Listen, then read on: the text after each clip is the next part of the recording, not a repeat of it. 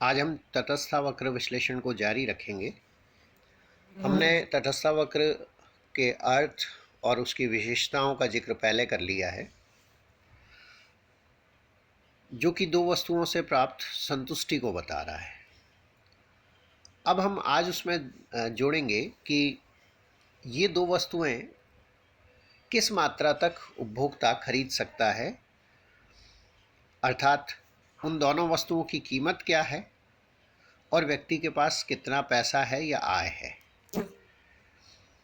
दोनों वस्तुओं की दी हुई कीमत और आय की दशा में बाजार में जो संयोग व्यक्ति खरीदने में सक्षम है, उन संयोगों को दर्शाने वाली रेखा हमारी कीमत रेखा होती है या बजट रेखा होती है,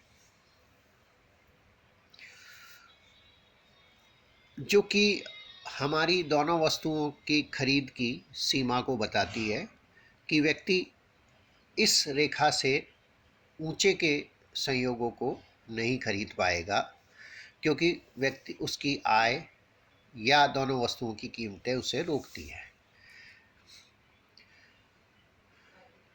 दोनों वस्तुओं की कीमतों में यदि परिवर्तन होता है तो कीमत रेखा में परिवर्तन होगा, या व्यक्ति की आय में परिवर्तन होता है तो कीमत रेखा में परिवर्तन होगा।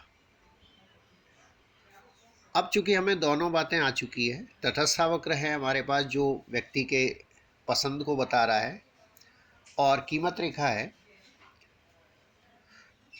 इन दोनों को हम साथ रखें तो अब हम देखते हैं कि उपभोक्ता का संतुलन किस प्रकार होगा। तो संतुलन के लिए दो शर्तें हैं। एक, तटस्था वक्र कीमत रेखा के स्पर्शीय होना चाहिए, और दूसरा, स्पर्श बिंदु पर तटस्था वक्र मूल बिंदु के प्रति उन्नतोत्तर होना चाहिए। दर्शाए गए चित्र में हम देखें तो ई बिंदु पर ये दोनों शर्तें पूरा हो रही है। तटस्था वक्र IC1 कीमत रेखा PL के स्पर्शीय है, और यहाँ पर यह उन्नतोत्तर भी है। इस बिंदु के अनुसार व्यक्ति X वस्तु की OQ मात्रा और Y वस्तु की OT मात्रा खरीदकर दी हुई दशाओं में अधिकतम संतुष्टि प्राप्त कर रहा है। व्यक्ति इससे अधिक संतुष्टि इन दशाओं में, अर्थात आय, कीमतें और पसंद की दशाओं में नहीं प्राप्त कर सकता है। यदि इस बिंदु से व्यक्ति ई से हटता है तो उसकी संतुष्टि का स्तर कम ही होगा, अधिक नहीं हो सकता है। और इस ई बिंदु पर ही हमारी प्रतिस्थापन की सीमांत दर और दोनों वस्तुओं की कीमतों का अनुपात बराबर है।